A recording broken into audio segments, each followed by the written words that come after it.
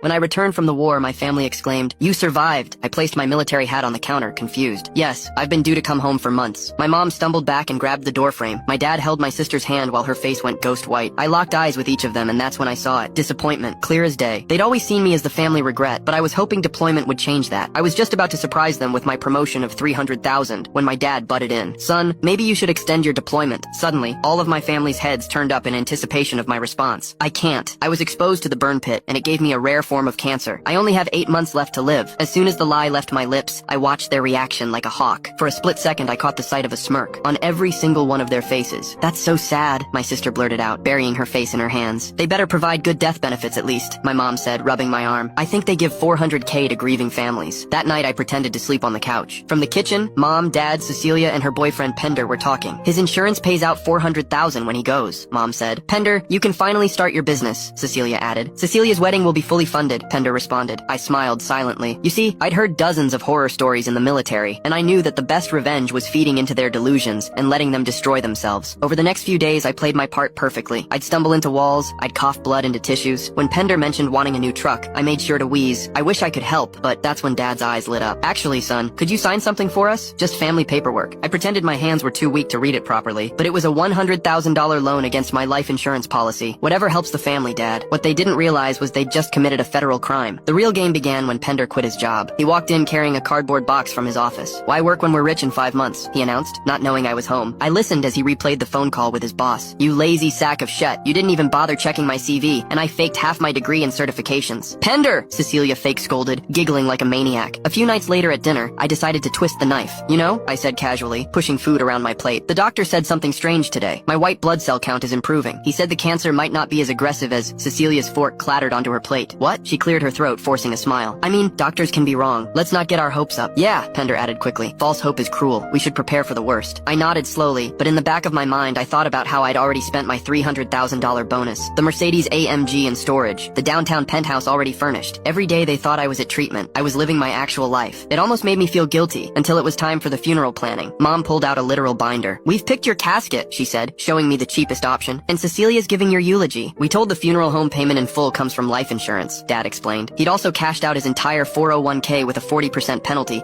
losing the $80,000 he'd saved for 30 years. Smart thinking, I wheezed. Cecilia had dropped out of college in her final semester, forfeiting her degree and $60,000 in tuition. My mom had broken the apartment lease, owing $15,000 in penalties, and told her landlord to sue her because I'll be rich soon. That night I heard them on a conference call with a voice I didn't recognize. "We need another 100 grand, Dad was saying. "The insurance pays out in 2 months maximum. You understand what happens if you don't pay?" The accent was thick, and there was casino music in the background. "We'll have your money," Pender promised. "His organs are failing." My life had been reduced to collateral. The next morning, Mom handed me a coffee with shaking hands. It tasted bitter. Wrong. I pretended to drink it while she watched, then poured it out later. The residue at the bottom looked grainy. They were trying to speed things up. The next morning, I scheduled a family meeting for Sunday, saying the doctors wanted to discuss hospice options. They practically celebrated. They had no idea the funeral they'd planned wasn't mine. It was theirs. I lay on that couch for hours, staring at the ceiling and replaying every word from the kitchen. The way Mom calculated the insurance payout like she was shopping for groceries. How Pender mapped out his business plans using my death as startup capital. Cecilia giggling about wedding funds while I supposedly rotted from cancer in the next room. When morning light started filtering through the curtains, I knew I couldn't just pack my bags and disappear. They'd committed crimes, real federal offenses, and if I walked away, they'd just find another mark or keep spiraling into worse decisions. But I also knew I needed to be smart about this, not emotional. Tristan always said the difference between a good soldier and a dead one was knowing when to call for backup. I grabbed my phone and stepped outside to the back porch, dialing his number before I could talk myself out of it. He picked up on the second ring, his voice rough with sleep but instantly alert when I said I needed help. I told him everything in a rush. The fake cancer diagnosis, the insurance fraud, the loan against my policy, the way they celebrated my impending death. He didn't interrupt once, just listened to the whole story, and when I finished there was a long silence before he spoke. "Document everything," he said. "Every conversation, every text, every piece of paper they make you sign. Stay calm. Don't let them see you're onto them, and for God's sake don't do anything that makes you as bad as they are." His voice had that same steady quality from overseas, the tone that kept me grounded during the worst firefights. I spent the rest of the morning at the library 2 towns over, setting up a secure cloud storage account under an email they didn't know about. I uploaded every recording I'd made so far. The audio from the kitchen where they divided up my death benefits, the video of Pender bragging about his fake credentials, screenshots of text messages where Cecilia talked about wedding venues. I created folders for each family member and added timestamps and context notes for everything, making sure a prosecutor could follow the timeline without any gaps. The librarian gave me a weird look when I asked about their privacy policy for public computers, but I just smiled and said I was working on a research project. By the time I got back to the the house around 1 in the afternoon, I felt like I had some control back, like I wasn't just a victim waiting for them to finish me off. Dad was waiting in the kitchen with more paperwork spread across the table, his reading glasses perched on his nose like he was doing something legitimate instead of plotting. He waved me over with a smile that didn't reach his eyes and explained he needed me to sign a medical power of attorney, just standard stuff for someone in my condition. I pulled out my phone like I was checking messages but actually started recording video, angling it so the camera caught both of us in the documents. My hands shook a little as I picked up the pen, but I made it look like weakness from my fake illness instead of rage. Dad explained the form would let them make healthcare decisions if I couldn't communicate near the end, his voice so caring and paternal that I almost believed he meant it. I watched his face as I signed, saw the little flash of satisfaction he tried to hide, the way his shoulders relaxed once my signature was on the page. He patted my arm and said he was proud of how brave I was being, then carefully filed the document in a folder labeled with my name. That evening I heard voices from the garage and moved closer to the door, pressing my ear against the wood. Pender was on the phone with someone, his voice loud and boastful in that way drunk people get when they think they're being clever. He was talking about the new truck he'd already picked out, laughing about how he told his boss where to shove his job because his girlfriend's brother was about to make them all rich. The worst part was what came next, when he said the dumb bastard didn't even know they'd been planning this for months, that they'd talked about it before I even came home from deployment. My stomach turned as I realized this wasn't opportunistic greed, it was premeditated. They'd been hoping I'd die overseas, and when I survived they just adjusted their timeline. I backed away from the door before he could hear me and went to my room, sitting on the bed and trying to process what I'd just learned. The next morning I decided to test them, to see how committed they were to this timeline of my death. At breakfast I mentioned casually that my doctor said something weird yesterday, that my latest blood work showed improvement in my white blood cell count. I watched Mom's coffee cup freeze halfway to her lips, saw the flash of panic cross her face before she forced it into concern. She set the cup down carefully and said, "Doctors could be wrong. That false hope was the cruelest thing, and I shouldn't get my expectations up." Cecilia jumped in quickly, agreeing that I should prepare for the worst instead of counting on some miracle that probably wouldn't happen. Their eagerness to keep me dying was so obvious it would have been funny if it wasn't terrifying. Later that afternoon, I found Mom's funeral planning binder sitting open on the kitchen table, like she'd been reviewing it and got distracted. I flipped through the pages and felt my jaw clench with each new detail. She'd picked the absolute cheapest casket option, the kind that's basically particle board with a thin veneer. The funeral home she'd chosen advertised budget packages for families on fixed incomes. There was a handwritten note in her careful script about how the life insurance would pay the funeral home directly, so they wouldn't have to front any money themselves. She'd even calculated how much they'd have left over after funeral costs, with neat columns showing the split between her, Dad, and Cecilia. That night I was in the bathroom brushing my teeth when I heard voices in the living room, someone on speakerphone with an accent I couldn't quite place. I cracked the door open and heard Dad talking about needing more time, about how the insurance would pay out in 2 months maximum. The voice on the phone was thick and rough, maybe Eastern European, asking when they'd have the rest of the payment. There was casino noise in the background, slot machines and crowd sounds, and the voice said something about understanding what happens if they don't pay. Dad promised they'd have the money, his voice shaking in a way I'd never heard before. Pender chimed in saying my organs were failing, that it wouldn't be much longer, and I realized Dad had borrowed from someone way more dangerous than a bank. The next morning Mom did something she'd never done in the entire time I'd been home. She made me coffee and brought it to me on the couch. She hovered while I took the first sip, watching my face with an intensity that set off every alarm bell in my head. The coffee tasted wrong, bitter in a way that had nothing to do with how it was brewed. I pretended to drink it while she stood there, making small talk about the weather and asking how I slept. The second she left the room I got up and poured the whole cup down the kitchen sink, rinsing it carefully. At the bottom of the cup was a grainy residue that definitely wasn't coffee grounds, something that had only partially dissolved. I took a photo of it with my phone, then used a plastic bag to collect some of the residue before washing the cup. My hands were shaking as I sealed the bag and hid it in my room. I grabbed my phone and texted Tristan, my fingers fumbling on the screen. I told him I thought they were trying to speed things up, that Mom had put something in my coffee that morning. His response came back in seconds, all caps telling me to get out of that house right now and call the cops. But I texted back that I needed to see this through, needed them to incriminate themselves completely, so there was no way they could talk their way out of it when this all came crashing down. That afternoon I drove to the public library 3 towns over where nobody would recognize me. I found a quiet corner in the legal reference section and started pulling books on criminal law. The insurance fraud statutes were clear as glass. What Dad did by taking out that loan against my policy using forged access to my account was a federal crime carrying 5 to 10 years. The attempted poisoning fell under aggravated assault in our state, prosecutable even if the victim didn't actually ingest the full dose. What really caught my attention was the conspiracy section. Everyone who knew about the plan and participated in any way could be charged as co-conspirators, which meant Mom, Dad, Cecilia, and Pender were all potentially facing serious time. I took photos of the relevant pages with my phone and made notes about which statutes applied to which actions. By the time I left the library, I had a clear picture of just how much trouble they'd created for themselves. The next morning, I drove to a hardware store 2 towns in the opposite direction. I bought 3 small recording devices that looked like normal everyday objects. One was a pen that actually wrote but had a microphone and memory card inside. Another was a phone charger that plugged into the wall and recorded everything within 15 feet. The third was a small desk clock that looked cheap but captured both audio and video. The guy at the checkout didn't ask any questions, just rang up my purchases and wished me a good day. Back at the house, I waited until everyone was was out. Dad had gone to meet with someone about money, Mom was at her sister's place, and Cecilia and Pender were apartment hunting even though they had no income. I set up the pen on the kitchen counter where they always gathered to talk. The phone charger went into an outlet in the living room behind the couch. The clock I placed on the dining room shelf where it had a clear view of the table. I tested each one with my phone app to make sure the coverage overlapped, and I wasn't leaving any blind spots in the main areas where they plotted. When I got back from testing the devices, I called a hospice organization I found online. A woman with a kind voice answered, and I explained that I'd been diagnosed with terminal cancer and wanted to discuss end-of-life planning with my family present. She connected me with a social worker named Marguerite, who asked some basic questions about my diagnosis and timeline. I told her the doctor said I had maybe 2 months left and my family was struggling with the reality of it. She said she understood, and these conversations were never easy, but having a neutral professional present often helped families communicate better. We scheduled her to come to the house Sunday at 2 in the afternoon. I made sure to mention I wanted my whole family there so we could all hear the same information and make decisions together. She said that was actually ideal and she'd bring intake forms and information packets. After I hung up, I felt the first real sense of control I'd had since this whole thing started. Sunday was going to be the day everything came out, and now I'd have a credible witness there when it happened. That night alone in my room, I sat on the edge of my bed and stared at my hands. They looked like my hands, but I didn't quite recognize what they'd been doing lately. Setting traps, gathering evidence, manipulating my own family even if they deserved it. I wondered if I was becoming just like them, calculating and cold and willing to hurt people to get what I wanted. The thought made my stomach turn, but then I remembered their faces when I told them I was dying. Those smirks that flashed for just a second before they covered them with fake sadness. I remembered Mom's voice talking about death benefits like she was discussing a lottery win. I remembered Dad borrowing money from criminals using my life as collateral. The difference was clear when I really looked at it. They were trying to profit from my death. I was trying to stop people who wanted me dead. That wasn't the same thing at all. I waited until mid-morning when the house was busy with everyone moving around to make my anonymous call. I used a burner phone I'd picked up at a convenience store and dialed the insurance company's fraud hotline. A man answered, and I told him I had information about a potentially fraudulent claim on a life insurance policy. I gave him my policy number and suggested he might want to audit the account for irregularities. I mentioned that someone had taken out a loan against the policy and there might be misrepresentation on the application about the insured person's medical condition. He started asking for my name and contact information, but I told him I was just a concerned party who thought they should look into it. Then I hung up before he could press me further. It wasn't much, but it would get them looking at Dad's paperwork, and once they started digging, they'd find all the forged documents and false statements. The next day, I walked into the police station and asked the officer at the front desk if I could speak with a detective about a potential crime. She made a phone call, and 10 minutes later, a man in his 40s came out to the lobby. He introduced himself as Detective Morris and led me back to a small interview room with a table and 4 chairs. I sat down and told him everything. The fake cancer diagnosis, my family's reaction, the insurance fraud, the loan from dangerous people, and the coffee Mom gave me that tasted wrong. I showed him the photos of the grainy residue and explained I'd saved a sample in a sealed container. He listened without interrupting, taking notes on a yellow legal pad. When I finished, he leaned back in his chair and studied me for a long moment. Then he said he could help, but I'd need to understand this wasn't going to be simple. I'd need to wear a wire and document everything in real time. The case would be stronger if we caught them in the act of planning or attempting something, rather than just relying on past evidence. I told him I was ready to do whatever it took. That evening, I rented a storage unit across town under a fake name I'd used for my penthouse lease. I loaded my car with everything that mattered. The title to my Mercedes that was sitting in a different storage facility, my military medals in their presentation case, my actual medical records from the base hospital showing I was healthy with no cancer diagnosis, my discharge papers and promotion documentation, the folder with my real bank statements showing the $300,000 bonus. I drove it all to the storage unit and locked it away where my family couldn't get to it if things went bad. On the drive back, I memorized 3 different routes away from the house in case I needed to leave in a hurry. I programmed Detective Morris's direct number into my phone under a fake name. I mapped out where the nearest police station was and how long it would take to get there from different locations. I wasn't taking any chances that they might try something before Sunday. The next morning, the hospice intake call happened right on schedule. I gathered everyone in the living room and put Marguerite on speakerphone. She introduced herself and explained she'd be coming by Sunday to do a full assessment and discuss care options. She asked some questions about my current condition and symptoms. Mom's voice broke at exactly the right moment when she described how hard it was watching me decline. Cecilia talked about wanting to cherish our remaining time together and make sure I was comfortable. Dad asked practical questions about pain management that made him sound like a caring father instead of someone counting down days until a payout. Pender even chimed in about how the whole family was committed to supporting me through this difficult time. They performed grief so perfectly, it would have fooled anyone who didn't know the truth. Marguerite said she was impressed by how involved and supportive they all were, that many families struggled to face these conversations. After the call ended, they all looked relieved, like they'd passed some kind of test. I waited until everyone dispersed to different parts of the house before I made my move. I'd printed out forms from a legal template website the night before, official-looking documents with the header, Accelerated Death Benefit Application, across the top. These were real forms that some insurance companies use to let terminally ill people access part of their death benefit early. I filled in most of the fields but left the signature line blank. Then I put everything in a folder and left it on the dining room table where someone would definitely find it. I positioned one of my hidden cameras to capture the table from the perfect angle. If anyone tried to forge my signature, I'd have it on video. The bait was set. That afternoon, Mom came to me with a concerned expression and said she wanted to help organize my medications since I had so many bottles, and it must be confusing to keep track of everything. I watched her hands carefully as she lined up all the pill bottles on the kitchen counter. She sorted them by type and time of day, making neat little rows and explaining her system. When she stepped away to get a notepad, I quickly pulled out my phone and photographed everything. The bottle labels, the dosages, the pill counts. I zoomed in on each bottle to get clear images of exactly how many pills were inside. If any went missing or got swapped with something else, I'd have proof of what they were supposed to be. Mom came back and finished her organizing, writing out a schedule for when I should take each medication. She seemed genuinely pleased with herself, like she was doing something helpful. I thanked her and told her it really did make things easier. She squeezed my shoulder and said that's what family does. They take care of each other. The words would have been touching if I didn't know what she'd already tried to put in my coffee. 2 days later, I was in the kitchen making breakfast when I heard Dad get the mail. He came back inside holding a thick envelope with the insurance company logo on it. I watched from around the corner as he opened it and started reading. His face went from confused to pale to red in about 10 seconds. He called for Mom and Cecilia, and they gathered around the dining table while I stayed back where they couldn't see me. Dad read the letter out loud and his voice was shaking. The insurance company was flagging the policy for audit. All benefit access was frozen pending investigation. They had questions about the loan application and needed to verify medical information. The explosion was instant and beautiful. Dad started yelling about timing and how this was going to ruin everything. Mom was crying and saying they'd already spent money they didn't have. Cecilia turned on Pender and blamed him for pushing Dad to take out the loan so fast. Pender fired back that it was her idea to speed things up in the first place. They went back and forth for 20 minutes, each one blaming someone else, while I stood there recording every word on my phone. When they finally calmed down enough to think straight, Dad said he'd call the insurance company and straighten it out. Mom said they needed to be careful what they said, because audits meant they were looking for fraud. That night at dinner, everyone was tense and quiet. Dad kept checking his phone like he was waiting for something important. We were halfway through the meal when his phone rang. He looked at the number and his whole body went stiff. He put it on speaker and set it on the table. I was in the living room, but I could hear everything perfectly. The voice on the other end had a thick accent, and there was casino noise in the background. The man asked where his money was. Dad tried to explain about the insurance audit and how it was just a delay. The voice cut him off and said he wanted $50,000 by next week. Dad stammered something about needing more time. The man's voice got cold and said if he didn't have the money by next Friday, they would start taking payment in other ways. Dad promised the insurance money was coming soon. Just a small delay. Everything would be fine. The man hung up without saying goodbye. I watched Dad's hands shake as he picked up his phone. Mom asked who that was and Dad just shook his head. The next morning I came downstairs and found everyone at the breakfast table. I sat down and mentioned casually that I had a doctor appointment yesterday. They all looked up at me. I said my oncologist mentioned something interesting about a new clinical trial. The trial was for my type of cancer, and it might extend my timeline by 6 months or more, maybe even a year if it worked really well. I watched their faces carefully. Mom was the first to speak. She said clinical trials were risky and often gave false hope. Dad agreed and said experimental treatment might make my remaining time miserable instead of peaceful. Cecilia jumped in saying I should focus on quality of life, not quantity. Pender added that trials were just guinea pig experiments and most of them failed anyway. They all talked over each other trying to convince me not to do it. I let them go on for a few minutes before I said I'd think about it. The relief on their faces was obvious. After breakfast, I grabbed the sealed container with the coffee residue and drove across town to a medical lab. I explained to the technician that I suspected someone was drugging me and needed the residue tested. She looked concerned and asked if I was in immediate danger. I told her I was safe for now, but needed proof of what was in the coffee. She said they could run a full toxicology screen. I mentioned that Detective Morris had sent over a chain of custody form. She pulled it up on her computer and nodded. The form would make sure the results could be used as evidence if this went to court. She labeled the container and gave me a receipt. She said results would take 3 to 5 business days. That afternoon, my phone rang and it was Tristan. He didn't waste time with small talk. He said I needed to hire a lawyer before this went any further. I started to argue, but he cut me off. He said even though I was the victim here, my own lying about being sick could create legal problems. I might need someone protecting my interests too. I told him I'd think about it, but hiring a lawyer now might tip off the family that something was wrong. He said I was being stupid and stubborn. We argued for a few more minutes before he made me promise to at least look up some names. I agreed just to get him off my back. That evening, Mom found me in my room and said she wanted to help me keep track of my medications. She said it must be confusing with so many different pills and schedules. I told her that would be really helpful. We went to the kitchen and she started going through all the bottles. She organized them by time of day and wrote out a detailed schedule. Before she touched anything, I pulled out my phone and took pictures of every single bottle. I zoomed in on the labels and made sure I could see the pill counts clearly. When Mom stepped away to get a pen, I took more pictures. After she finished organizing everything, I thanked her and said it really did make things easier. When she left the room, I took another complete set of pictures. I checked each bottle against images online to make sure the pills inside matched what the labels said. Everything looked normal so far, but I wasn't taking any chances. The next day, Detective Morris called while I was out getting groceries. He said the insurance investigator Evelyn had finished reviewing Dad's loan application. She confirmed that Dad had lied about my medical condition and forged access to my online insurance portal. The application had false information about my prognosis and treatment timeline. It was enough for fraud charges, but they wanted more evidence of the broader conspiracy before moving forward. The detective said they were building a case that would stick to everyone involved, not just Dad. He asked if I'd noticed anything else suspicious. I told him about the loan shark call and how scared Dad looked. He said that was good information and to keep documenting everything. He explained they'd logged the coffee sample and were tracking whether anyone in my family had purchased sedatives or other substances. He wanted to know if I'd seen anyone going to pharmacies or making suspicious purchases. faces. I realized I hadn't been paying close enough attention to their daily movements. I'd been so focused on recording their conversations that I missed the physical evidence trail. He told me to start watching where they went and what they bought. 2 days before Sunday, a black car pulled up outside our house. A man in an expensive suit got out and walked toward the door. Dad was in the living room, and when he looked out the window, his face went completely white. He told us all to stay inside and went out to the porch. I moved to a window where I could see without being obvious. The man was talking, and Dad was nodding and pulling out his wallet. Dad handed over some cash, but based on the man's angry hand gestures, it wasn't enough. The conversation got heated, and the man poked Dad in the chest a few times. After the man left, Dad stood on the porch for a long time just staring at nothing. When he came back inside, he looked like he'd aged 10 years. His hands were shaking, and there was sweat on his forehead even though it wasn't hot outside. That afternoon, I decided to push things further. I was in the kitchen getting water when I let my knees buckle and fell to the floor. I made sure to gasp like I couldn't breathe properly. I kept my eyes half closed so I could see their reactions. The family rushed over and surrounded me. Through my eyelashes, I watched their faces. Pender muttered something under his breath that sounded like finally. Cecilia hissed at him to shut up. Mom's voice was cold and calculating when she asked if they should call for help or just wait and see. Dad said to give it a minute and see if I came around on my own. They stood there watching me struggle to breathe for what felt like forever. Finally, Mom told Cecilia to get me some water. I let my breathing slowly return to normal and opened my eyes fully. They all rushed to help me up and asked what happened. I said I just felt dizzy all of a sudden. Mom said it was probably the cancer progressing and I should rest more. They helped me to the couch and brought me water and pillows. The whole time they were playing concerned family, I was thinking about what I'd just heard them say when they thought I was unconscious. The next morning my phone rang early and I saw Detective Morris's number on the screen. I stepped outside to the back porch where nobody could hear me. He got straight to the point about the coffee sample I'd given him. The lab found crushed sleeping pills in the residue, enough to cause serious problems if I'd been taking other medications, or if my body was actually weak from illness like they thought. He said it was solid evidence of attempted poisoning, and combined with the insurance fraud, they were building a strong case against the whole family. But he needed Sunday's meeting to happen so they could catch everyone together with witnesses present who could testify about what they saw and heard. I told him I understood and asked what I should do until then. He said to act normal, keep documenting anything suspicious, and stay safe. By midday, I got a call from Evelyn at the insurance company. She'd been digging through their systems and found the access logs for my policy portal. Dad's laptop showed up in the records with timestamps proving he logged in pretending to be me. He'd submitted the loan application himself and attached forged medical papers that made my condition sound worse than I'd even claimed it was. She said the fraud was clear as day, and she was working with Detective Morris to have everything ready for Sunday's confrontation. I thanked her and hung up feeling this weird mix of victory and sadness that my own father had done this. Later that afternoon, I was checking my phone when I walked past the family computer in the den. Cecilia had left herself logged in, and I could see her text messages right there on the screen. My stomach dropped as I read through a conversation with Pender from 2 days ago. She was asking about ways to shorten the wait and whether his cousin, who works as a nurse, could get access to something stronger than sleeping pills. Pender had responded asking what she meant by stronger, and Cecilia wrote back that she meant something that would look natural, like a heart attack or stroke. I felt sick reading my own sister actively plotting to kill me. I grabbed my phone and took screenshots of everything, then sent them straight to Detective Morris with shaking hands. He texted back within minutes saying this was exactly the kind of evidence they needed and to be extra careful around the family. I spent the rest of the afternoon working with Detective Morris on setting up a trap for Saturday. We arranged for a delivery company to bring an official-looking envelope addressed to me containing a fake accelerated benefit payout check. The check looked real enough to fool someone who wasn't looking too close, and it required my signature to deposit. Detective Morris said we were betting that someone would try to forge my signature, and we'd have it on camera when they did. I positioned my phone in the living room bookshelf with the camera aimed at the front door and mail table, making sure the angle would catch everything. Friday morning, I called the hospice organization and asked to speak with Marguerite. I confirmed she'd be arriving Sunday at 2 in the afternoon for the consultation. She asked if there was anything specific she should know beforehand, and I explained there was some family tension around my illness. I said I wanted a neutral professional present to help guide difficult conversations about end-of-life planning. It was true enough that she didn't question it, and she told me she'd worked with plenty of complicated family situations before. She sounded kind and professional, and I almost felt bad about what she was walking into. Saturday morning arrived, and I made a big show of being tired and needing to nap in my room. I pulled up the camera feed on my phone and watched the living room from under my blankets. Right on schedule, the delivery person knocked and left the envelope on the front porch. I watched Pender answer the door and bring the envelope inside. He looked at the return address and his eyes got wide. He called for Cecilia, and they opened it together right there at the mail table. I watched Pender read the fake check and saw his face light up with greed. He grabbed a pen and some scratch paper from the drawer and started practicing my signature over and over. After about 10 tries, he carefully signed the endorsement line on the back of the check. The whole thing was caught in perfect high-definition video. I saved the file immediately and sent a copy to Detective Morris. He responded with a thumbs up and told me that was textbook forgery. That afternoon, Dad found me in the kitchen and said he needed to talk. He sat me down at the table with another form and explained it was a DNR order. He said it would tell doctors not to try to bring me back if my heart stopped, that it would prevent me from suffering through painful procedures that probably wouldn't work anyway. His voice was so gentle and caring that if I didn't know better, I might have believed he actually gave a damn about my comfort. I signed the form, but it wasn't the one he thought it was. I'd prepared my own version that looked identical, but included hidden language that logged any changes or alterations to the document. I watched Dad's shoulders relax once my signature was on the page, and he patted my hand like a loving father. That evening, I was was in the bathroom when I heard Dad on the phone in the hallway. He was talking to someone about finalizing a payment arrangement and asking them to come by Sunday afternoon around 2:30. My stomach dropped hard as I realized what this meant. Dad had scheduled a meeting with the loan shark at the exact same time as the hospice consultation. These were dangerous people who'd already threatened him, and now they'd be showing up right when the police were planning to move in. I waited until Dad went to bed, then called Tristan in a panic. I told him I was thinking about just posting everything online and exposing the whole situation publicly instead of waiting for Sunday. He listened to me freak out for a few minutes, then talked me down in that calm way he has. He pointed out that going public now would warn the family and give them time to destroy evidence. He said I needed to trust the legal process, even though it was scary, and even though it felt like things were spinning out of control. He reminded me that Detective Morris knew what he was doing and had handled situations way more complicated than this. By the time we hung up, I felt steadier, but I still barely slept that night. Sunday morning, I got up early and drove to a notary office across town. I brought documents I'd prepared for a proper living will with an independent executor who wasn't family. The notary witnessed my signature and asked questions to make sure I understood what I was signing. I explained that previous documents I'd signed were done under pressure, and I wanted to make sure my actual wishes were legally clear. She notarized everything and gave me certified copies. I drove straight to my storage unit and locked the originals in my safe, then sent scanned copies to Detective Morris, creating a paper trail that would protect me no matter what happened later today. Back at the house, I found myself alone in the living room, staring at the bookshelf where Mom kept the family photo albums. I pulled down the oldest one and opened it on the coffee table. Birthday parties from when I was 7 with a homemade cake and paper decorations. Christmas mornings with all of us in matching pajamas that Mom insisted we wear for photos. A trip to the beach where Dad taught me to build sandcastles, and Cecilia buried my feet in the sand while laughing. I turned the pages slowly and studied each picture, looking for signs of what they would become. But the smiles looked real. The hugs looked genuine. Dad's hand on my shoulder at my high school graduation seemed proud, not disappointed. I let myself feel the loss of it, the grief for people who either never existed or died so gradually I didn't notice when they stopped being my family. The photos showed strangers wearing familiar faces. I closed the album and put it back on the shelf, accepting that whatever we had been was gone long before I came home from deployment. My phone buzzed in my pocket, and I saw Detective Morris calling. I answered, and he got straight to the point without any greeting. He said even though I was cooperating and clearly the victim of their crimes, my own lie about being sick could create legal problems for me. The insurance company might come after me for fraud. The prosecutor might want to charge me with filing a false report if any medical claims got submitted. He couldn't promise complete immunity, and I needed to understand I might face consequences too. I told him I understood, and I was willing to accept that exposing them was worth whatever happened to me legally. He said okay, and reminded me that everything was set for this afternoon, that I should stay calm and let things play out. I hung up and checked the time. It was almost 1 in the afternoon. The doorbell rang and I heard Mom answer it. A delivery person asked her to sign for a certified letter. I walked into the hallway and watched Mom's face go white as she read the return address. She ripped open the envelope right there in the doorway, and I saw her hands start shaking as she read. The letter was from the insurance company formally notifying the family that my policy was under criminal investigation for fraud, and all benefit access was frozen pending the outcome. Mom stumbled backward, and Dad came running from the kitchen asking what was wrong. She handed him the letter without speaking. His face went from confused to angry to scared in about 5 seconds. Cecilia came down the stairs asking what all the noise was about, and Pender followed behind her. Dad read the letter out loud in a voice that kept breaking. Criminal investigation, fraud, frozen benefits, possible prosecution. The words hung in the air like smoke. Then the explosion started. Dad turned on Mom and started screaming that this was her fault for pushing him to take out that loan, that he never would have done it if she hadn't kept talking about how much money we'd have. Mom screamed back that Cecilia was the one who kept making plans and spending money they didn't have yet, that she encouraged all of this. Cecilia started crying and yelling that Pender was the one who quit his job, that he was the one who kept saying I'd be dead soon anyway, so why wait? Pender got in Dad's face and said it was Dad who borrowed from dangerous people, who forged my signature, who got them into this mess. They went around and around, blaming each other, voices getting louder and meaner. I stood in the doorway watching them tear each other apart, and nobody even looked at me. They were so busy attacking each other they forgot I was there. The fighting went on for maybe 10 minutes before it started to slow down. Everyone was breathing hard and red in the face. Cecilia was crying for real now, not the fake tears she'd been doing for weeks. Mom had her head in her hands. Dad looked like he aged about 20 years. I heard myself say that maybe I could sell my car to help with some of the debts. The words just came out and I wasn't sure if I meant them or if I was still playing the game. For just a second, everyone's faces changed. They looked at me like I was actually their family member instead of a walking paycheck. Cecilia came over and hugged me tight, and for a moment she felt like my real sister, the one who used to braid my hair when I was little, and she was practicing for beauty school. But then Dad asked how much the car was worth. I said maybe $30,000. I watched him do the math in his head, calculating whether that was enough to cover what they owed. His face fell when he realized it wasn't even close. Mom asked if I had anything else to sell. Pender suggested I could cash out my military retirement early. The moment died as fast as it came, and they were back to seeing me as an asset to liquidate. I said I needed to go lie down before the hospice person arrived at 2. I told them I was feeling weak and needed to rest. They barely acknowledged me as I walked toward my room. I grabbed my keys and wallet from the dresser and slipped out the back door while they were still in the living room arguing in lower voices. I drove across town to my penthouse and let myself in, making sure nobody followed me. I spent the next hour installing extra security locks on the door and windows. I set up my actual living space properly with my clothes in the closet and my personal items on the shelves. I made the bed with real sheets instead of the temporary setup I'd been using. This was my real home now, and I needed it to feel that way. Before I left, I grabbed a pill organizer from the bathroom and filled it with vitamins. I used a label maker to print out fake medication names that sounded like cancer drugs. I drove back to the family house and snuck the pill organizer into my room, leaving it on the nightstand where they'd see it. Let them think I was still taking my medication. Let them think everything was normal. Back at my penthouse, I opened my laptop and checked my secure email. Detective Morris had forwarded me a text message he'd intercepted from the loan shark's phone. It said Sunday 2:30 p.m. Bring cash or collateral. The timing collision was confirmed. The loan shark would be showing up right in the middle of the hospice meeting and the insurance audit. Detective Morris added a note at the bottom saying they'd have units ready to handle multiple situations at the same time, that I shouldn't worry about the dangerous people showing up because they'd be dealt with. I closed the laptop and felt my heart pounding. This was really happening. Everything was coming together in a few hours. I picked up my phone and called the hospice social worker. She answered on the second ring, and I told her my name and reminded her about the 2 o'clock appointment. I said I wanted to give her a heads up that the family meeting might be tense, that there were some financial problems adding stress to everything. She said she appreciated the warning and that she'd worked with families in crisis before. She said her job was to keep the conversation helpful and make sure everyone felt heard. I thanked her and hung up feeling slightly better knowing she was prepared. My phone rang again almost immediately. It was the insurance investigator calling to confirm her arrival time. She said she'd be at the house at 2:15 to conduct her audit interview with Dad, which meant she'd walk in right when the hospice meeting was starting. I told her that was fine and gave her the address again to make sure she had it right. She said she was looking forward to getting to the bottom of this situation and that fraud cases like this were taken very seriously by her company. I could hear the steel in her voice and I knew Dad was in for a rough time. She hung up and I sat there in my penthouse looking out the window at the city below. The convergence of official witnesses was coming together exactly as planned. Detective Morris and his team watching from outside. The hospice social worker asking questions. The insurance investigator conducting her audit. The loan shark showing up demanding payment. All of it happening at the same time in the same place with my family at the center. That evening I set up my phone on a tripod and started recording a video. I looked at the camera and began talking, explaining everything from the beginning. I said I lied about being sick because I saw disappointment on their faces when I came home alive. I described overhearing them plan how to spend my death benefits. I talked about the loan Dad took out and the fake credentials Pender bragged about and the college degree Cecilia threw away. I explained about the coffee Mom tried to poison me with and the funeral they planned with the cheapest casket. I was honest about my own lies and manipulation, about how I fed into their plans and documented everything. I said I wasn't trying to paint myself as a perfect victim or some kind of hero. I admitted the moral complexity of what I'd done, how I'd deceived them even though they were trying to kill me. I talked about the gray areas and the questions I still had about whether I'd become as bad as they were. The video ran for almost 30 minutes and by the end my voice was rough and my eyes were burning. I stopped recording and saved the file to 3 different locations. If something went wrong tomorrow, if the loan shark's people hurt me, or if my family tried something desperate, at least there would be a record of the truth. I saved the video file to 3 different cloud accounts and locked my phone. My hands were still shaking from talking through everything out loud. I stood up and walked to the window, looking down at the city lights below. Tomorrow at this time it would all be over, one way or another. I went to my bedroom and pulled out a notebook, the kind with cheap lined paper that I used to use in high school. At the top of the first page I wrote down the first question I wanted to ask. Something casual about their plans for after I was gone. I crossed it out because it sounded too obvious, like I was fishing for information. I tried again, making it sound more like a dying man wanting to know his family would be okay. I wrote down 5 different versions before I found one that felt natural. Then I moved on to questions about the money. How to bring up the loan without making it sound like I knew it was fraud. How to reference the insurance payout in ways that would get them talking. I filled 4 pages with different approaches, different phrasings, different ways to create openings for them to incriminate themselves. By the time I finished, it was almost midnight and my hand hurt from writing. I read through everything twice, memorizing the questions that felt most natural. Then I tore the pages out of the notebook and fed them through my paper shredder. I couldn't risk anyone finding my practice notes. I set 3 alarms on my phone for 6 a.m. and tried to sleep. I lay in bed staring at the ceiling, running through scenarios in my head. What if they realized it was a trap before the police arrived? What if the loan shark showed up early and things got violent? What if Mom had put something worse than sleeping pills in my coffee, and I'd actually been poisoned with something dangerous? My brain wouldn't shut off and I kept checking my phone every 20 minutes. Around 3 in the morning I finally dozed off for a few hours. The first alarm went off at 6 and I woke up with my heart already racing. My hands were shaking, so bad I could barely hold my phone to turn off the alarm. I sat up in bed and felt like I couldn't get enough air into my lungs. My chest was tight and my vision was getting fuzzy around the edges. I grabbed my phone and called Tristan with trembling fingers. He answered on the second ring, his voice alert even though it was early. I tried to tell him I couldn't do this, but the words came out in gasps. He told me to breathe in for 4 counts, hold for 4, out for 4. I followed his instructions, and after a few minutes my vision cleared. He reminded me that I was doing this to protect myself, that my family had tried to poison me, that their choices created this situation. He said I was brave for standing up to them instead of just running away. He told me to take a shower and get dressed and call him back if I needed to. I thanked him and hung up. I sat on the edge of my bed for another 10 minutes, just breathing slowly. Then I got up and took the longest shower of my life, letting the hot water run over me until I felt almost normal again. At 9:30 I drove to a notary office on the other side of town. The woman behind the desk was in her 60s with reading glasses on a chain around her neck. I told her I needed to revoke some legal documents I'd signed. She pulled out the proper forms and asked me which documents I was revoking. I explained about the power of attorney papers my dad had me sign, the medical decision-making authority, all of it. She typed up the revocation paperwork and had me sign in 3 places while she watched. Then she stamped everything with her official seal and made certified copies. I asked for 5 copies and she ran them through her machine. I paid her in cash and she handed me the documents in a manila folder. I thanked her and walked out to my car. I sat in the parking lot and used my phone to scan all the documents, then emailed them to Detective Morris. Then I texted him that the originals were on their way. I drove to the post office and sent the folder by certified mail with signature required. Now there was a legal record that my family no longer had authority over my medical decisions or anything else. I got back to the family house at 11:45. My stomach was doing flips, but I walked through the front door like everything was normal. Mom was in the kitchen making lunch and asked if I wanted anything. I told her I wasn't hungry. Dad was in the living room watching television. Cecilia and Pender were upstairs. I went to my room and waited. At exactly noon, I heard a car pull up outside. I looked through the window and saw Detective Morris getting out of an unmarked sedan. He was wearing jeans and a polo shirt, looking like he could be anyone. I went to the front door and let him in before anyone else noticed. He followed me to my room and closed the door quietly. He pulled a small device out of his jacket pocket. It looked like a thick button with a wire attached. He had me take off my shirt and he taped the microphone to my chest, running the wire down to a small transmitter that clipped to my belt. He showed me how to turn it on and off. Then he went over the safety rules. If I said the word hospital, they would come in right away. If things got physical, they were positioned outside and could be through the door in seconds. He told me to try to stay in the main living room where they had the best sight lines through the windows. He asked if I understood and I nodded. He tested the microphone by having me count to 10 while he listened on his earpiece. Then he put his hand on my shoulder and told me I was doing the right thing. He left through the back door and I watched him walk casually down the alley to where his team was set up. At 1:30, I told my family that the hospice worker would be here at 2. Mom immediately started tidying up the living room. Dad changed into a nicer shirt. Cecilia came downstairs with red eyes like she'd been crying on purpose. Pender was wearing a tie which I'd never seen before. They were all playing their parts. At exactly 2 o'clock, the doorbell rang and I answered it. Marguerite stood on the porch with a leather folder and a kind smile. She was maybe 50 with gray streaks in her dark hair. I introduced her to everyone and she shook hands with each family member. She sat down in the armchair and pulled out her intake forms. She started asking questions about my diagnosis, when I was diagnosed, what symptoms I was experiencing. I described the fake cancer symptoms I'd been performing. She asked about my care needs and my family jumped in, talking over each other about how devoted they were to helping me. Mom described the medication schedule she'd set up. Dad talked about taking time off work to be with me. Cecilia's voice broke as she talked about wanting to make my last months meaningful. I watched them lie smoothly to this woman's face and felt sick. Marguerite was writing everything down in her folder, nodding along, asking follow-up questions about pain management and mobility issues. The whole time I was thinking about the wire taped to my chest, recording every word. At 2:15, the doorbell rang again. Everyone's heads turned toward the door. I got up to answer it, and standing on the porch was a woman in a business suit holding a large folder. She introduced herself as Evelyn from the insurance company. I saw the color drain from Dad's face. I invited her in and explained that she was here to review some paperwork with Dad. The energy in the room changed completely. Mom's smile froze on her face. Cecilia grabbed Pender's hand. Marguerite looked confused but kept her professional expression. Evelyn sat down on the couch and opened her audit folder. She pulled out a stack of documents and looked at Dad. She said she needed to discuss some irregularities with his recent insurance transactions. Dad tried to act calm, but sweat was already forming on his forehead. His hands shook as he pulled out his own paperwork. Evelyn asked him to explain how he accessed my insurance portal. Dad started talking about how I was too sick to handle it myself, so he was helping me. His voice was shaking. Evelyn pointed to something on one of the forms and asked about the timestamps. She said the login records showed someone accessing the portal at 2 in the morning multiple times. Dad stumbled over his words trying to explain. Then Cecilia suddenly blurted out that he had to do it because they needed the money, and I was dying anyway. The room went silent. Marguerite stopped writing and looked up sharply. Evelyn made a note on her form. Mom hissed at Cecilia to be quiet. Dad's face went red and he started explaining that it wasn't fraud because the money was going to come to them anyway. Evelyn asked him to clarify what he meant by that. Dad kept digging himself deeper, talking about the death benefit and how he just borrowed against it early. Pender had been drinking since morning and I could smell it from across the room. He suddenly laughed and said they'd all been so smart about this. He started listing everything they'd bought with the borrowed money. The new furniture, Cecilia's wedding dress, his truck down payment. He talked about quitting his job and how his boss had been too stupid to check his fake credentials anyway. He said they'd been planning this for months, just waiting for me to die so they could finally be rich. He described their plans for after I was gone like I wasn't sitting right there listening. Mom was trying to get him to shut up, but he kept talking. Cecilia was crying now, but not in the fake way from before. Real tears because she knew something was wrong. Pender kept going, talking about how they'd already spent the money in their heads, how they'd divided it up, how they'd even joked about ways to speed things along. Marguerite asked Mom about my medication management. Her voice was careful now, professional but cold. Mom got defensive immediately. She said she was just trying to help me rest. She said she'd been putting something in my coffee to help me sleep through the pain. She said it was just to make me comfortable. Marguerite's face went completely still. She wrote something on her form with very precise handwriting. She asked what specifically Mom had been putting in the coffee. Mom said just some sleeping pills, nothing dangerous. Marguerite asked how many pills and how often. Mom's voice got higher as she tried to explain that it was fine, that she was just being a good mother. Evelyn was writing everything down now too. The whole room felt like it was holding its breath. The front door opened and Detective Morris walked in with 3 uniformed officers behind him. They moved with calm authority, spreading out into the room. One officer went to Dad, another went to Mom. The third stood by Pender. Detective Morris identified himself and said they were separating everyone for questioning. Mom started started crying and asking what was happening. Dad's face went gray. Cecilia looked at me, and I saw the exact moment she understood. Her eyes went wide and her mouth opened. She said my name like a question. Pender tried to stand up, but the officer put a hand on his shoulder. Detective Morris explained that they were investigating insurance fraud, identity theft, and attempted poisoning. He said everyone needed to come down to the station. Mom screamed that this was a mistake. Dad just sat there staring at nothing. Cecilia kept looking at me with this expression of complete shock. Then her face changed. The shock turned to anger, and then to something like hate. She realized I'd set this up, that I'd planned this whole thing, that the dying son they'd been celebrating was never actually sick. Pender started yelling about his rights. Mom was sobbing. Dad finally looked at me and I saw everything in his eyes. Confusion, fear, and underneath it all, the same disappointment I'd seen when I first came home from deployment. The officers moved Dad to the kitchen and Pender to the hallway while Mom stayed in the living room with a female officer standing next to her. Cecilia sat frozen on the couch, her face blank like she'd stopped processing what was happening. I stayed in my chair while Detective Morris explained that everyone would be questioned separately and transported to the station for formal statements. At exactly 2:30, the sound of tires on gravel made everyone's heads turn toward the front window. A black SUV pulled up to the curb, and two men in expensive suits got out, moving toward the house with the kind of walk that said they were used to people getting out of their way. The uniformed officers at the door intercepted them at the end of the driveway before they could reach the porch. I watched through the window as one officer asked for identification, and the taller man in the dark suit pulled out a wallet. The officer's posture changed immediately and he reached for his radio. Within seconds, the shorter man was turned around and handcuffed, while the taller one started arguing and pointing at the house. Detective Morris went outside and I could see him talking to the men, his hand resting casually on his belt near his weapon. The loan sharks my family owed money to were being arrested right there in front of the house, one of them apparently having an outstanding warrant that showed up when they ran his information. The dangerous creditor problem that had been hanging over everything was suddenly being handled by the legal system instead of threatening my family anymore. Mom started crying harder when she saw the men in handcuffs, probably realizing that her escape plan of using insurance money to pay off the debt was completely gone now. Over the next 2 hours, the house transformed into something that looked like a crime scene from a TV show. Evidence technicians arrived with cameras and collection kits, photographing everything and bagging items in clear plastic with labels and tags. They took the pill bottles from the kitchen counter, documenting each one with photos before sealing them. The coffee cup I'd saved with the grainy residue got special attention, carefully packaged with chain of custody forms that Detective Morris explained would track it all the way to the lab and back. They found my hidden recording devices, the pen and phone charger and clock that had been capturing conversations for days, and instead of being mad about it, the detective actually nodded approvingly and said it showed good thinking. The forged insurance documents that Dad had gotten me to sign were photographed in place and then collected as evidence of fraud. My fake medical records that I'd created to support the cancer lie were also taken, which made my stomach twist, because those proved I'd been lying too. Marguerite sat at the dining room table with an officer, giving her statement about what she'd witnessed during the intake meeting. She described Mom's admission about putting something in my coffee and how defensive she'd gotten when questioned about medication management. Evelyn was in Dad's home office with another officer, going through the computer and pointing out the fraudulent insurance portal access and forged documents she'd discovered during her audit. Both women had gone from being neutral professionals doing their jobs to being key witnesses in a criminal case, and I felt bad that my family drama had pulled them into this mess. Detective Morris drove me to the police station in his unmarked car while the evidence technicians finished processing the house. The station was busy with afternoon shift change, officers coming and going and people sitting in plastic chairs waiting to file reports or see someone in custody. He took me to a small interview room with a table and chairs and a camera mounted in the corner, the kind of room I'd seen in every cop show but never thought I'd actually be sitting in. I gave my full statement starting from the moment I came home from deployment and saw the disappointment on their faces. I explained the lie about having terminal cancer and how I'd watched them celebrate the news and start spending money they didn't have. I described the loan Dad took out against my life insurance and how Pender quit his job and Cecilia dropped out of school. I admitted to faking symptoms and stumbling into walls and coughing fake blood into tissues to make them believe I was getting sicker. I told him about the coffee that tasted wrong and the grainy residue I'd saved and how I'd heard them planning to speed things up. I explained setting up the Sunday meeting with the hospice worker and the insurance investigator as a trap to expose them with witnesses present. Detective Morris listened without interrupting, taking notes and occasionally asking clarifying questions about dates and times. When I finished, he leaned back in his chair and told me I needed to get my own lawyer because even though I was clearly the victim of attempted poisoning and fraud, my own deception about being terminally ill could create legal complications. The insurance company might come after me for fraud too, or my family's lawyers might try to use my lie to make me look like the bad guy. He gave me the name of a defense attorney who handled complex cases and said to call him first thing Monday morning. By evening, the arrests started happening in waves as the investigation moved forward. Mom was booked on attempted poisoning charges, and the judge denied bail because the prosecutor argued she was a flight risk and potentially dangerous. She'd tried to kill her own son for insurance money, and the evidence of the drugged coffee plus her recorded statements made it a strong case. Dad got charged with insurance fraud and identity theft for the forged documents and illegal portal access, but he made bail with a bond that he somehow arranged through his brother. Cecilia and Pender were brought in for questioning about conspiracy. Both of them asked what they knew about the plans to speed up my death and whether they'd participated in any way. The text messages Cecilia had sent about finding ways to shorten the wait were shown to her during the interview. Pender's recorded statements about me being a dumb bastard who was about to make them rich were played back to him. Neither of them got arrested that night, but they were told not to leave town and to expect charges to be filed. Restraining orders were issued, keeping all 4 of them away from me, with specific instructions that they couldn't contact me directly or through other people or even through social media. I was given copies of the protective orders, and Detective Morris explained that if any of them violated the terms, they'd be arrested immediately. Walking out of the police station that night, I felt strange and empty, like I'd been carrying something heavy for so long that now without it, I didn't know how to stand up straight. Over the next few days, my phone became unusable from all the calls and texts coming in from extended family members. Aunts and uncles and cousins I barely talked to were suddenly demanding to know what happened and why my parents were being arrested. Some of them had heard from Mom's side that I was a liar who faked cancer to set up my own family. Others had heard from Dad's brother that my parents were monsters who tried to kill me for money. Most of them were just confused and angry that private family business had turned into a criminal case with lawyers and courts involved. My phone buzzed constantly with messages asking for my side of the story, or telling me I was wrong, or saying they always knew something was off about our family. A few cousins sent supportive messages saying they believed me and asking if I needed anything. My dad's sister called me a manipulative psychopath who destroyed the family for attention. My mom's brother said he always knew my parents were capable of something like this. The family group chat that usually shared holiday photos and birthday wishes turned into a war zone of accusations and defenses and people taking sides. I stopped reading the messages after the first day because every notification made my chest tight and my hands shake. I turned off my phone and left it in a drawer, checking it once a day for messages from Detective Morris or my new lawyer, but ignoring everything else. The bail and arraignment hearings happened over the following week, and I had to attend some of them as a witness and victim. Dad made bail with money borrowed from his brother, walking out of the courthouse in the same clothes he'd been wearing when they arrested him. Mom's hearing was different because the prosecutor brought photos of the drugged coffee residue and played recordings of her talking about helping me rest through the pain. The judge looked at the evidence and listened to the prosecutor explain that Mom had access to medications and had already tried once to poison me. He denied bail and remanded her to custody pending trial, which meant she'd stay in jail until the case was resolved. Mom cried and her public defender argued that she wasn't a danger, but the judge said attempted murder of a family member showed a willingness to harm that made her too risky to release. Watching her be led away in handcuffs made me feel sick, even though I knew she'd literally tried to kill me. Cecilia's arraignment came a few days later, and she was charged with conspiracy to commit fraud and conspiracy to commit assault. Pender got similar charges, plus his own fraud charges related to the fake credentials he'd bragged about. Both of them made bail and walked out looking smaller and older than they had a week ago. The judge issued protective orders preventing any of them from contacting me directly or through intermediaries, and warned them that violation would result in immediate arrest and bail revocation. The insurance company froze the entire policy and sent a letter saying all claims were suspended pending the outcome of the criminal investigation. My new lawyer met with their legal team to discuss my cooperation in the fraud case against Dad. They were willing to offer me limited immunity for my false statements about being terminally ill in exchange for my testimony about how Dad forged my signature and accessed my account illegally. The deal meant I wouldn't face criminal charges for lying about having cancer, but I'd have to pay back the $100,000 loan amount plus penalties and interest. My lawyer explained this was actually a good deal because technically I had committed fraud by making false statements to get sympathy, even though my family had used those statements to commit worse crimes. I'd have to pay back around $120,000 total over a payment plan, which would eat up a big chunk of my military bonus, but was better than going to jail. I signed the agreement and gave a detailed statement about everything I knew regarding the insurance fraud. The insurance investigator thanked me for my cooperation and said my testimony would be crucial in their case against Dad. 2 weeks after everything exploded, I got a phone call from a number I didn't recognize. A man with a thick accent told me that my father still owed money and the debt didn't go away just because some of the collection people got arrested. He said I could help the family by paying what was owed, and when I said I wasn't paying anything, he told me I should think carefully about my decision. I recorded the call and sent it immediately to Detective Morris, who called me back within an hour.